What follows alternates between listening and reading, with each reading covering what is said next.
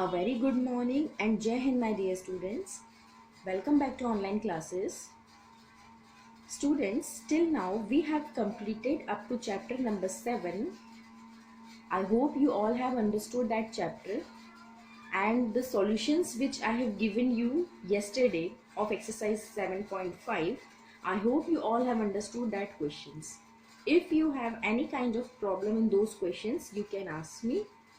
Now from today we are going to start with chapter number 8, simple interest and compound interest. Okay, so let us begin this chapter. Students, in class 7 you all have studied the chapter simple interest. So I hope you all know the meaning of interest and what is simple interest. So students, in this chapter you have studied this formula of SI, simple interest. It is equal to principal into rate into time upon 100. Okay, where P is the principal amount,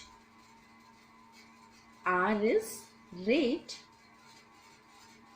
and T is time. Okay, so in 7th class you have studied this formula and in the questions आपको principal, rate और time given होता था, या इन चारों में से कोई भी तीन चीजें आपको गिवन होती थी और आप इस फॉर्मूले का यूज करके आप सिंपल इंटरेस्ट कैलकुलेट करते थे. ठीक है, तो ये फॉर्मूला आप 7th क्लास में पढ़ के आए हैं. स्टूडेंट्स, एक सिंपल इंटरेस्ट का फॉर्मूला होता है और एक अमाउंट का फॉर्मूला होता है. Amount is equal to this principal plus SI.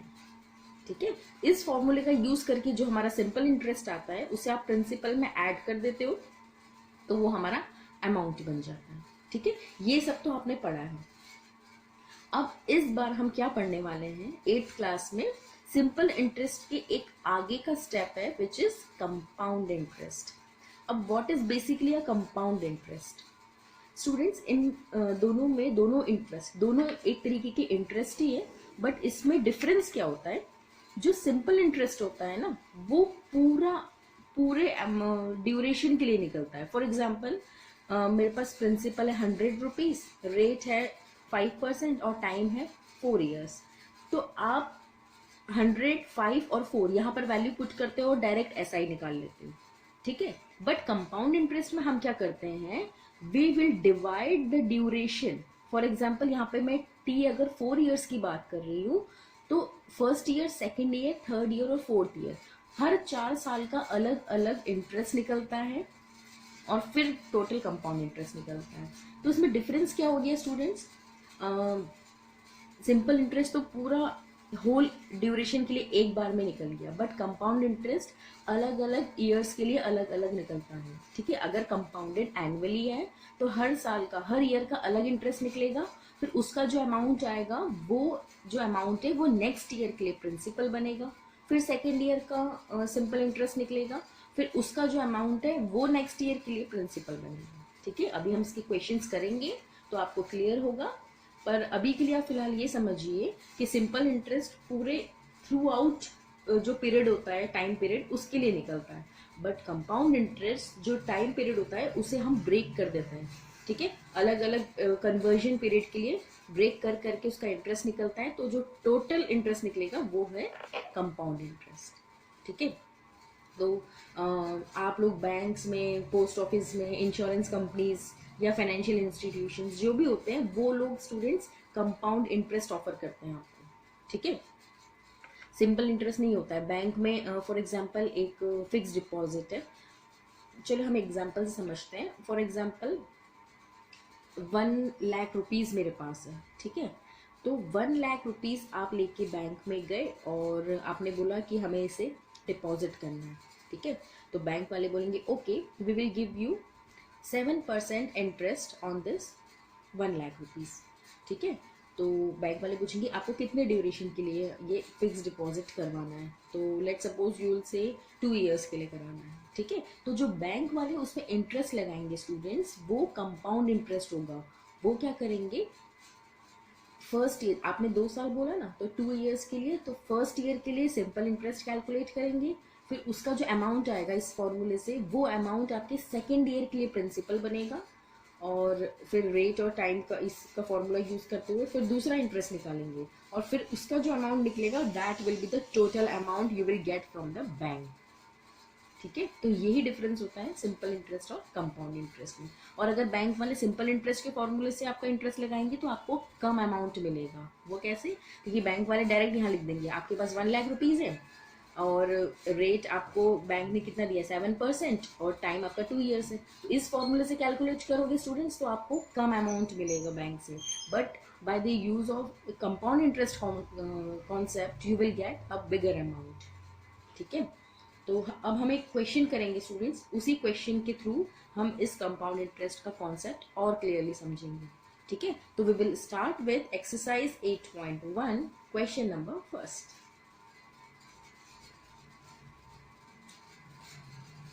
Exercise 8.1 question number first. ठीक है, क्वेश्चन फर्स्ट क्या है? Calculate the compound interest on ₹1600। Students question पढ़ के आपको समझ में आना चाहिए कि कौन सा प्रिंसिपल है, कौन सा रेट है, एंड कौन सा time. Here what is given? Here principal is given, the principal is ₹1600, rate is 5% and time is 3 years। ये 3 चीजें गिवन है और हमें यहाँ पर कंपाउंड इंटरेस्ट कैलकुलेट करना है। ठीक है, तो अभी मैंने आपको बताया कि कंपाउंड इंटरेस्ट कैलकुलेट करते time we will divide the whole duration into the number of years which is given. Here 3 years is given, तो we will divide this time slot in 3 parts। ठीक है, और वो कैसे करेंगे? देखो यहाँ पर ऐसे कर देते हैं इसे। सबसे पहले ये गिवन है, अब हम SI कैलकुलेट करेंगे। Interest for first year. ठीक है, फर्स्ट ईयर का इंटरेस्ट, ये 3 years में से फर्स्ट ईयर मैंने यहाँ ले लिया, तो इंटरेस्ट का formula will be same, P into R into T, P into R into T upon 100। In this case for first year the principal is 1600, rate is 5% and time. Students यहाँ पर time अब 3 नहीं लूंगी मैं, क्योंकि मैंने आपको अभी बताया कि कंपाउंड इंटरेस्ट में हम टाइम को डिवाइड कर देते हैं। ठीक है, यहाँ 3 years है तो मैं 3 स्लॉट्स में डिवाइड कर दूंगी। तो if I am talking about the first year तो I will take time only 1 year, not 3 year। अगर मैंने यहाँ 3 ले लिया तो ये तो सिंपल इंटरेस्ट निकल जाएगा, but here I am calculating compound interest. So in compound interest we will divide the time slot in 3 parts upon 100। Rest of the things will be same, rate and principal will be same, but the time will be 1 year। 0 से 0 cancel, 80।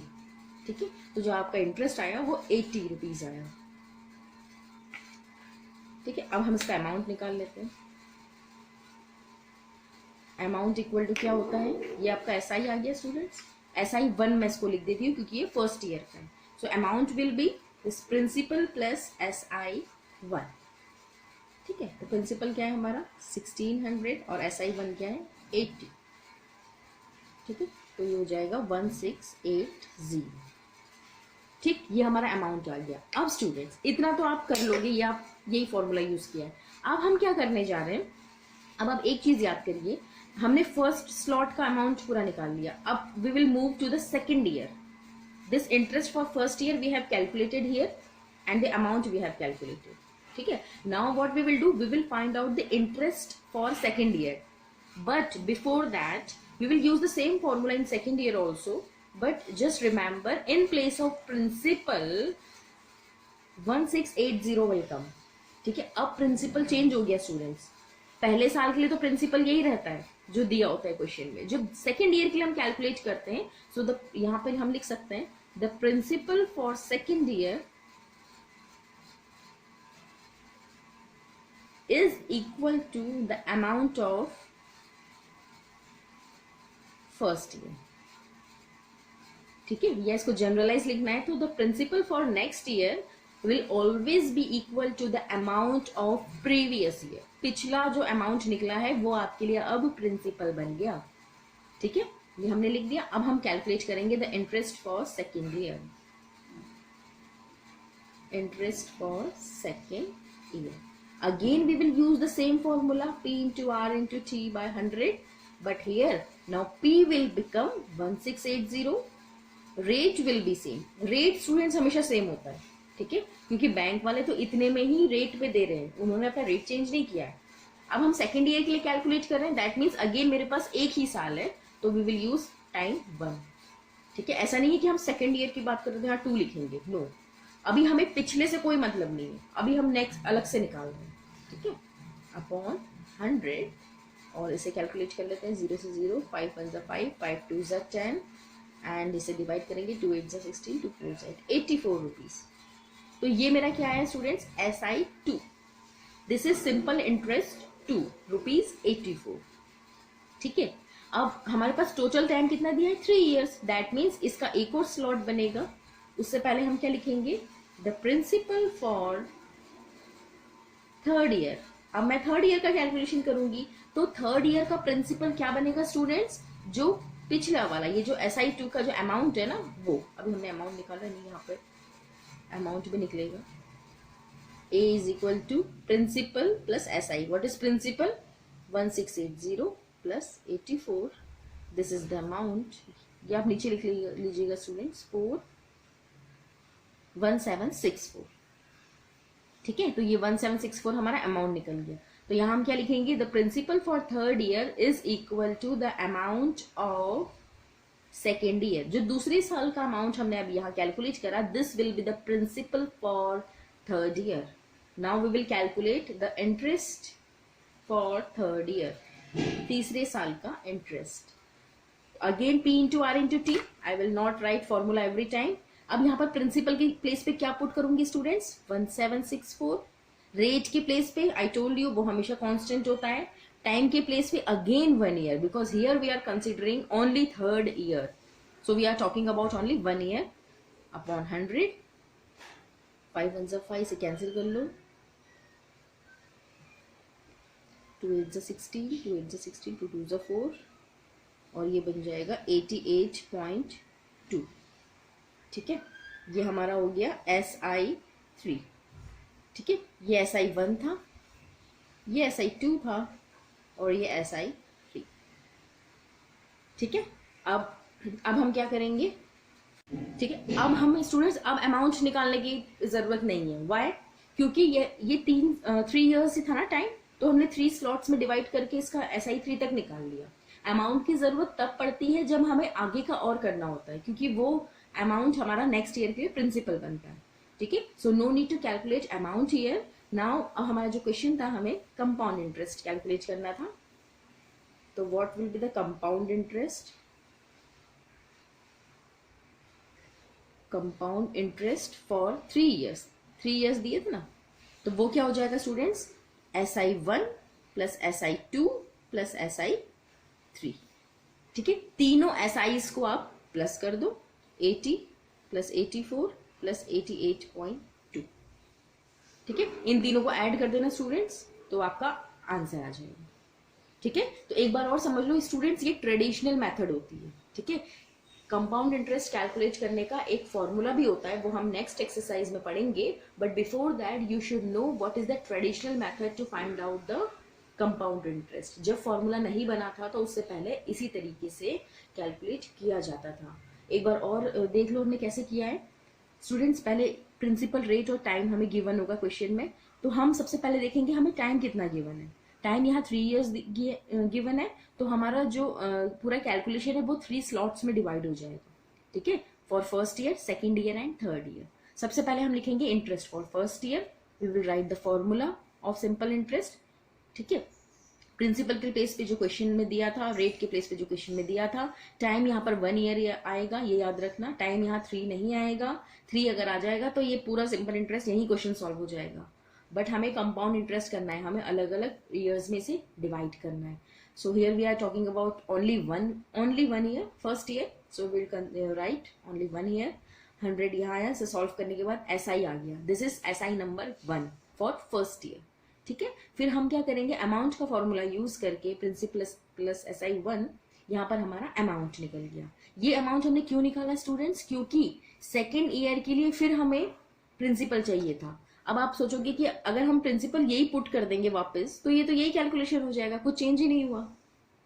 ठीक है, तो हम उसके लिए क्या करेंगे, ये जो अमाउंट है, जो फर्स्ट ईयर का जो अमाउंट था वो नेक्स्ट ईयर के लिए प्रिंसिपल बनेगा, rate will be same and again time will be 1 year because here we are considering only second year. ठीक है, तो सेकेंड ईयर मतलब एक ही साल की बात हो रही है, तो 1 यहाँ लिखेंगे, 100 यहाँ लिखेंगे, कैलकुलेट करके 84 आ जाएगा और फिर अमाउंट का फॉर्मूला यूज करके अमाउंट निकाल लेंगे। ठीक है, फिर ये जो अमाउंट निकला सेम वो तीसरे साल के लिए प्रिंसिपल बन जाएगा, थर्ड ईयर के लिए, तो हम 1764 प्रिंसिपल यहाँ, rate will be same and time again will be 100। ऐसे सॉल्व करोगे तो 88.2 आ जाएगा। ठीक है, फिर अब हमें अमाउंट निकालने की जरूरत नहीं है क्योंकि हमारे यहाँ पर जो टाइम हमने डिवाइड किया था वो कंप्लीट हुआ, क्योंकि 3 इयर्स गिवन था। फिर हम निकालेंगे जो हमें क्वेश्चन में गिवन था, compound interest for 3 years which will be equal to SI1 SI2 plus SI3। तीनों SIs को प्लस कर दो तो हमारा आंसर आ जाएगा। ठीक है स्टूडेंट्स, अब देखिए स्टूडेंट्स, ये मेथड, ये एक्सरसाइज में मैं सिर्फ आपको एक ही क्वेश्चन कराऊंगी because this method is very lengthy. ऐसे आपको बहुत टाइम लगता है कि हर टाइम को डिवाइड करो फिर सॉल्व करो। Now what we will do, ये सिर्फ मेथड को एक्सप्लेन करने के लिए मैंने ये क्वेश्चन कराया आपको, बाकी क्वेश्चन आपको नहीं करने हैं। आप चाहते हो प्रैक्टिस करना तो आप रफ में कर सकते हो, but what we will do now, मैं आपको इसके बाद डायरेक्टली नेक्स्ट एक्सरसाइज में फॉर्मूला बेस्ड क्वेश्चन कराऊंगी। ठीक है, क्योंकि आपको बेसिकली जो क्वेश्चन आएगा एग्जाम में, आप इतनी लंबी मेथड तो करोगी नहीं क्योंकि MCQ पेपर आएगा, तो आपको पूरी मेथड से डायरेक्ट फॉर्मूला यूज करके कंपाउंड इंटरेस्ट कैलकुलेट करना है। जिस तरीके से SI का फॉर्मूला होता है वैसे ही CI का भी फॉर्मूला होता है। तो हम अब वो फॉर्मूला देखेंगे। इस एक्सरसाइज में आप सिर्फ एक ही क्वेश्चन करोगी। ठीक है, बस ये याद रखना है स्टूडेंट्स, क्वेश्चन इसका आ सकता है एग्जाम में but you will not use this method, you will use the formula method.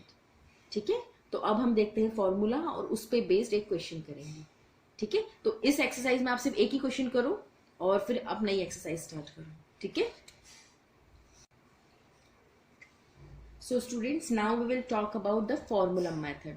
Formula method के लिए स्टूडेंट्स CI का फॉर्मूला पढ़ने से पहले हम अमाउंट का फॉर्मूला पढ़ेंगे। यहाँ पर amount is equal to principal 1 plus rate upon 100 to the power n। ठीक है, and CI is equal to amount minus principal. ठीक है, तो अगर हमें क्वेश्चन में कंपाउंड इंटरेस्ट कैलकुलेट करने का बोला तो what we will do, firstly we will find out amount. हम अमाउंट कैलकुलेट करेंगे और जब अमाउंट निकल जाएगा तो उसमें से हम प्रिंसिपल माइनस कर देंगे तो CI निकल जाएगा। ठीक है, वैसे CI का भी फॉर्मूला होता है ये वाला P, बट इसे सॉल्व करना स्टूडेंट्स अकॉर्डिंग टू मी थोड़ा सा कॉम्प्लिकेटेड होता है। ये फॉर्मूला होता है, आप ये वाला फॉर्मूला भी डायरेक्ट पुट कर कैलकुलेट कर सकते हो, क्योंकि देखो ये यही फॉर्मूला हो गया। P को अंदर मल्टीप्लाई करोगे तो ये अमाउंट आ गया और P को यहाँ मल्टीप्लाई करोगे तो P आ गया। ठीक है, ये सेम फॉर्मूला है बट इसे सॉल्व करना थोड़ा सा कॉम्प्लिकेटेड होता है। तो हम पहले अमाउंट निकालेंगे, फॉर्मूले में जो भी गिवन है वो पुट करेंगे, अमाउंट निकालेंगे और उसके बाद उसमें से प्रिंसिपल को सब्ट्रैक्ट करेंगे तो हमारा CI आ जाएगा। ठीक है, यहाँ पर स्टूडेंट्स P अगेन प्रिंसिपल है in rupees, R is rate in percentage and n is here is time in years। ठीक है, ये टाइम है जो कि years में होगा। ठीक है, तो ये फॉर्मूला आप लिखोगे, उसके बाद हम स्टार्ट करेंगे exercise 8.2 question number first. Calculate the compound interest on ₹28,000। Students यहाँ पे principal is given 28,000, rate is 12% per annum compounded annually and here time n is 3 years। ठीक है, ये गिवन है students, principal, rate and time. Time को हम small n से denote करेंगे क्योंकि फॉर्मूले में स्मॉल n यूज हुआ है। ठीक है, तो अब हमें इसका कंपाउंड इंटरेस्ट कैलकुलेट करना है। तो फर्स्टली मैंने आपको भी बताया, हम पहले अमाउंट कैलकुलेट कर लेते हैं क्योंकि ये सॉल्व करना ईजी होता है। ठीक है, तो प्रिंसिपल के प्लेस पे 28,000 1 + 12 अपॉन 100 की पावर 3। ठीक है, आप कैसे सॉल्व करेंगे? 28,000 यहाँ पर एलसीएम ले लेते हैं, ये हो जाएगा 100 प्लस 12 अपॉन 100 की पावर 3, और ये हो गया स्टूडेंट्स 28,000 इंटू 112 अपॉन 100 की पावर 3। ठीक है, अब इसे सॉल्व कर लेते हैं। पहले न्यूमरेटर डिनोमिनेटर में कुछ कैंसिल कर लेते हैं। 4 से कैंसिल हो जाएगा, 4 2 ज़ा 8, 4 ज़ा 32, और ये 25। तो ये आ गया स्टूडेंट्स 28,000 इंटू 28 अपॉन 25 की पावर 3 है, तो मैं इसे 3 टाइम्स लिख लूंगी और इसे भी 3 टाइम्स। अब स्टूडेंट्स ये मैं आपके लिए छोड़ रही हूँ, ये आप सॉल्व करोगे। इसे कैंसिल कर लेना पहले 5 से। ठीक है, यहां से आप ऐसे कैंसिल कर सकते हो क्योंकि ये न्यूमरेटर में, ये डिनोमिनेटर में। कैंसिल करने के बाद फिर डिवाइड करने के बाद जो भी आंसर आएगा वो आपका अमाउंट होगा। ठीक है, और अमाउंट आ जाएगा तो फिर आप कंपाउंड इंटरेस्ट कैसे कैलकुलेट करोगे? This amount minus principal. तो यहाँ पर जो भी अमाउंट आएगा just calculate it yourself, multiply divide students आप कर सकते हो, तो ये आप कर लोगे खुद ही, और प्रिंसिपल इसमें माइनस करना है। इसमें से 28,000 माइनस कर देना तो आपका कंपाउंड इंटरेस्ट आ जाएगा यहाँ पर। ठीक है, समझ में आया ना यहाँ पर क्या करना है? यहाँ पर पहले डिवाइड, इसे कैंसिल कर लेना, 5 से कैंसिल होगा, ये भी होगा, ये भी होगा, सारे हो जाएंगे, एक छोटा टर्म आ जाएगा। फिर इन सबका क्यूब निकाल के और जो भी नंबर आएगा मल्टीप्लाई करके डिवाइड करके you will get your amount, और अमाउंट निकल जाएगा तो यहाँ अमाउंट की वैल्यू पुट करके आपका CI भी कैलकुलेट हो जाएगा। ठीक है, तो ये मेथड स्टूडेंट सिर्फ एक ही बार कैलकुलेशन करना होता है यहाँ पर, और ये थोड़ी सी इजी होती है as compare to the traditional method, वो लेंदी होती है। और उसका ड्रॉबैक ये भी है कि लेट सपोज हमें टाइम दे दिया 9 ईयर्स, तो क्या आप 9 स्लॉट्स बना के उसे सॉल्व करोगे? तो ऐसे तो आपके 8-9 पेज भर जाएंगे सॉल्व करते करते। तो उसे रिड्यूस करने के लिए, अगर टाइम पीरियड हमारा बढ़ गया तो उसे रिड्यूस करने के लिए ये फॉर्मूला मेथड आई है। इसमें टाइम के लिए वैल्यू पुट कर देते हैं डायरेक्ट। ठीक है, अभी आपको ऐसा लग रहा होगा कि ये बहुत सारा मल्टीप्लाई करना है, बट अगर टाइम अगर बढ़ गया तो वो वाली मेथड बहुत ज्यादा बढ़ जाती है, उसका जो प्रोसीजर होता है वो बहुत लंबा हो जाता है। ठीक है, तो उसे रिड्यूस करने के लिए ही हमारा ये फॉर्मूला बना। ठीक है स्टूडेंट्स, सेकेंड क्वेश्चन भी आप इजीली कैलकुलेट कर सकते हो। You have to calculate the amount and compound interest on ₹4,000 at 2.5% per annum compounded annually for 3 years। Same question है, सेम वैल्यूज दी हुई है, आप इसे पुट करोगे और वैल्यू फाइंड आउट करोगे। ठीक है, सेकेंड क्वेश्चन आपके लिए होमवर्क में है। Second question in homework. Third question हम देखते हैं। थर्ड क्वेश्चन क्या है? सानिया टुक अ लोन फॉर ₹16,000। सानिया ने इतना लोन लिया है against her insurance company at the rate of 12.5% per annum compounded annually. Find the compound interest payable by her after 3 years। 3 years के बाद उसने कितना कंपाउंड इंटरेस्ट पे करा होगा।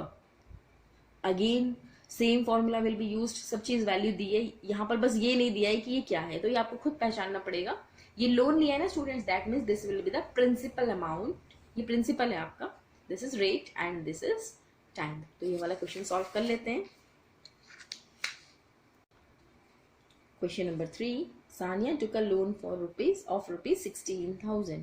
So here principal is, इसमें कुछ लैंग्वेज लिखने की जरूरत नहीं है, जो जो गिवन है आप उसे पहचान के डायरेक्ट लिख सकते हो। Rate is 12.5% and time is 3 years।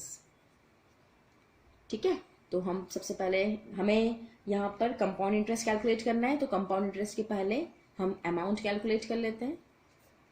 ये फॉर्मूला है हमारे पास, प्रिंसिपल के प्लेस पे 16,000, 1 + 12.5 अपॉन 100 की पावर 3।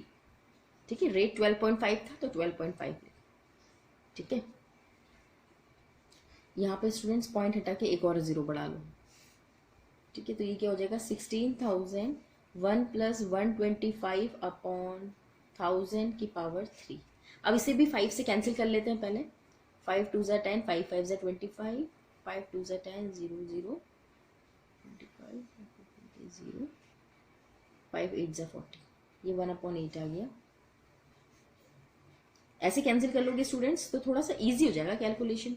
ये अब इतना बड़ा था तो ये इससे रिड्यूस हो गया। एलसीएम ले लेते हैं। इट विल बी 8 + 1 16,000 इंटू, ये बन गया 9/8 की पावर 3 16,000।